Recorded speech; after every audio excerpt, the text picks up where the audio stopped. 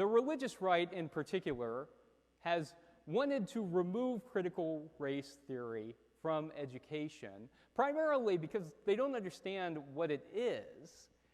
They hear the word critical and think that it's all about criticizing white people. But critical is more akin to critical thinking, which I think is actually what all the rub is about.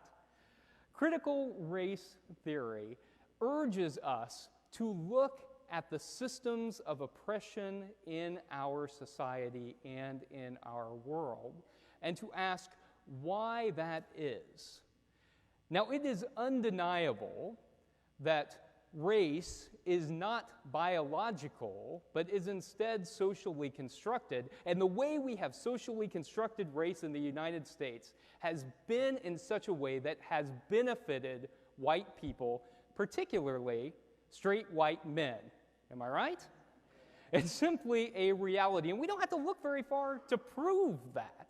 I mean, look at the institution of slavery and then Jim Crow laws that deprived people of color of life, liberty, happiness, income, of the simple knowledge of who your people are and where they are from, generations of wealth.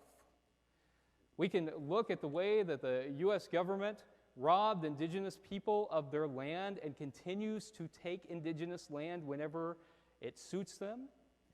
We can look at the ways that the U.S. government has chosen communities of color as some of their favorite toxic waste dump sites. We can look at issues of redlining and gerrymandering that ensure that white men in particular stay in power.